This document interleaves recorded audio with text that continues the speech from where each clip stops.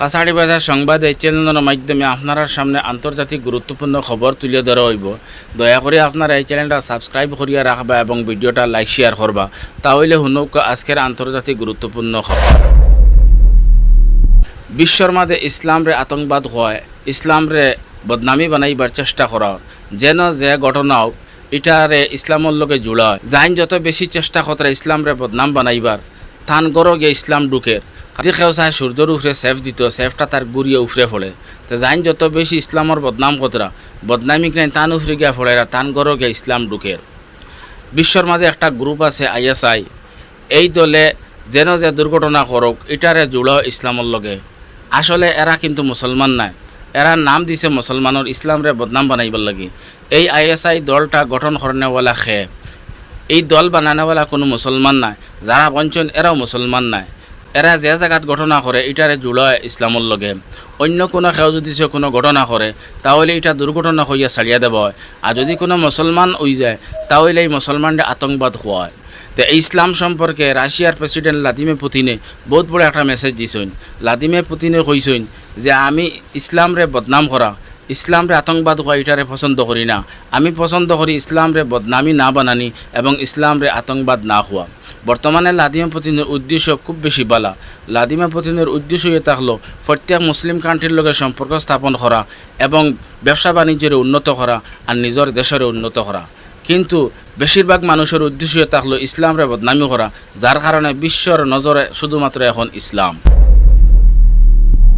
Ukraine আর Russia যুদ্ধ চলের, আর নাটোয় ইউক্রেনকে সাহায্য করার হাতিয়ার দিয়া, পয়সা কড়ি দিয়া।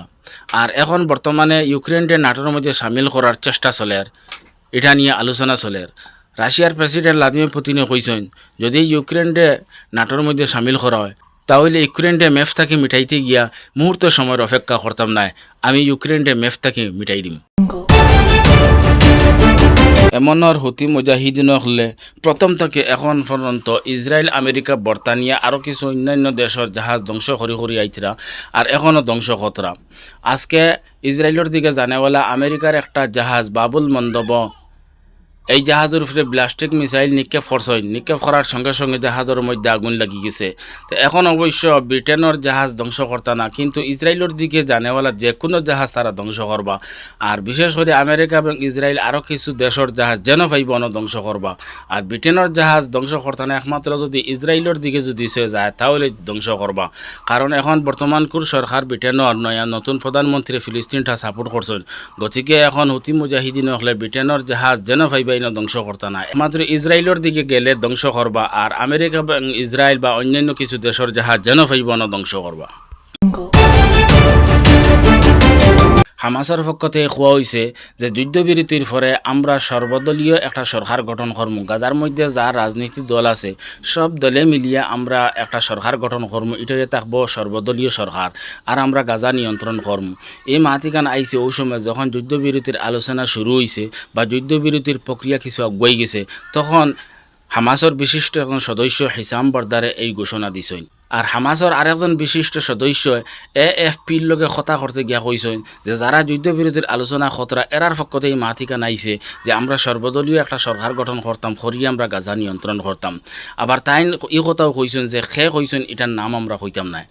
আর নেতানিয়াহু চাইতরা যে রাফা ক্রসিং আর গাজার নিয়ন্ত্রণ থান কাছে রাখার মূল কারণ ইয়ে থাকলো যাহাতে মিশর থেকে গাজার মধ্যে কোনো হাতিয়ার না হয়। তা হামাসের পক্ষ থেকে কইছে এটা একদম বেকার মাত, কারণ যে জিনিস ফুরা হওয়া সম্ভব না এটা এই সম্পর্কে মাথা এবং এই সম্পর্কে আলোচনা করা একদম বেকার। এখন জীবনে ফুরা হইতো না, গাজার নিয়ন্ত্রণ আমরার কাছেও থাকবো, আমরাও গাজা চালাইমু। গতিকে নেতানিয়াহু এটা আজে বাজে মাতিতরা তান এটা মাত খাজো লাগতো না। গাজার মধ্যে যা রাজনীতির দল আছে সব দলই মিলিয়ে সরকার গঠন করব এবং গাজা নিয়ন্ত্রণ করব। নেতানিয়াহুর দ্বারা সম্ভব হইতো না, নেতানিয়াহু জীবনে পারত না গাজা নিয়ন্ত্রণ করা।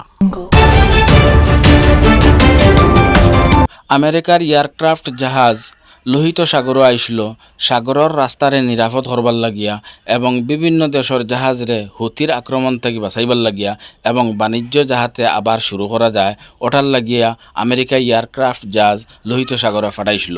কিন্তু অবশেষে আমেরিকার এয়ারক্রাফট জাহাজ হুতি মুজাহিদিন নকলর নিশানাত পড়ে গেছে। হুতিয়ে এমনভাবে হামলা করছেন যে জাহাজ লোহিত সাগর ছাড়িয়া বাঁকতে লাগছে। হিজবুল্লাহ আর ইসরায়েলের সেনা সামনাসামনি ইয়া গোলাবারি শুরু হয়ে গেছে। হিজবুল্লাহ এবং ইসরায়েলের সেনা খুব বেশি ফায়ারিং কতরা, হিজবুল্লাহর ফায়ারিংয়ে ইসরায়েলের একজন সেনা নিহত হয়েছে। হিজবুল্লাহর পক্ষ থেকে সাফ জানাইয়া দেব হয়েছে, ইসরায়েলরে জাইন এয়ারপোর্ট ব্যবহার করার অনুমতি দিবা, এই দেশ আমরা ছাড়তাম না, এই দেশের উপরে আমরা বোমবারিও করমু, আর এই দেশের জাহাজ আমরা যেন পাইমু অন আমরা ধ্বংস করমু, হুতিও হামলা করবে এবং আমরাও হামলা করমু। আর নেতানিয়াহু অন্য কোনো দেশের সাহায্য না লইয়া তাই লেবাননের উপরে ফুরা হামলা করতে পারত না, তাই অন্য কান্ট্রির সাহায্য লইতেও লাগবো। আর অন্য কোনো দেশে চাইতো না যে নেতানিয়াহুর পক্ষে গিয়া আমার দেশে বোমবারি হোক আর আমার দেশের জাহাজ ধ্বংস হোক, এখান কোনো দেশে চাইতো না। গতিকে নেতানিয়াহু লেবাননের উপরে হামলা করতে পারত না, হিজবুল্লাহর লগে যুদ্ধ আরম্ভ করা তার লগে সম্ভব হইতো না। এমনি তাই দমকি দিতে থাকবা, কিন্তু তাই যুদ্ধ আরম্ভ করতো না, কারণ যুদ্ধ আরম্ভ করলে তান দেশ একদম ধ্বংস হয়ে যাবে, কারণ তাই বালা বুস্তরা আর কোনো দেশে তানে সাহায্য করতো না। কারণ লাল সাগর আরও বিভিন্ন দেশ সকল আইয়া হুতিরে কন্ট্রোল করতে পারছই না, ইকান নেতানিয়াহু বুধবাইতিরা যে আরও বিভিন্ন দেশ আইসন আইয়া আবার গুড়িয়া গেছইন। তো গতিকে তান পক্ষে খেয়েও আইয়া লেবা হিজবুল্লাহর লগে টক্কর দিতে পারত না, যাইন আইবা তান ক্ষতি হইব। গতিকে অন্য কোনো কান্ট্রি নেতানিয়াহুর পক্ষে আইতো না, আর নেতানিয়াহু হিজবুল্লাহর লগে যুদ্ধ আরম্ভ করতে পারত না, এমনি দমকি দিতে থাকবা। কয়েকদিন আগে ইরানও ইলেকশন হয়েছে, ইলেকশন আমরার দেশ হয়, প্রত্যেক দেশ হয়। ইলেকশনে গিয়া যার পক্ষে ভোট বেশি যায় তাই জয়লাভ করেন। তো ইরানও ইলেকশন হয়েছে, 85% ভোট পাইছেন মাসুদ পেজেশকিয়ানে, গতিকে 85% ভোট বেশি পাইয়া তাই রাষ্ট্রপতি হয়েছেন। ইরানের এয়ারজেন্সির কমান্ডারে কইছেন যে আমরা মাসুদ পেজেশকিয়ানরে সমর্থন করিয়া তার সঙ্গে থাকি আমরা দেশরে রক্ষা করা এবং দেশরে উন্নত করার চিন্তাধারাত আমরা থাকমু আর আছি। আমি আপনারা কিছু আগে কইছি যে ইউক্রেন ন্যাটোর মধ্যে সামিল হওয়ার লাগে অনেক আলোচনা চলের, অনেক চেষ্টা চলের। এই সম্পর্কে আরও কিছু কথা রয়েছে যে নাটোর মধ্যে কোনো দেশ সামিল হইতে হইলে তার নিয়ম এটা হল নাটোর মধ্যে যতটা দেশ শরিক আছে প্রত্যেক দেশে সমর্থন দিতে লাগবো। যদি কোনো এক দেশে যে নাকচ করিলে তা হইলে কোনো দেশ নাটোর মধ্যে সামিল হইতে পারতো না।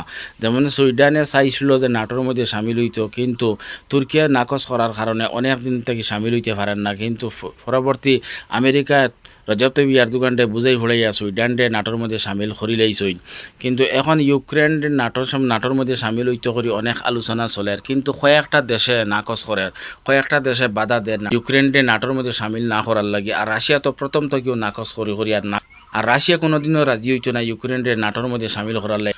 গতিকে ইউক্রেন নাটোর মধ্যে সামিল হওয়া সম্ভব নয়।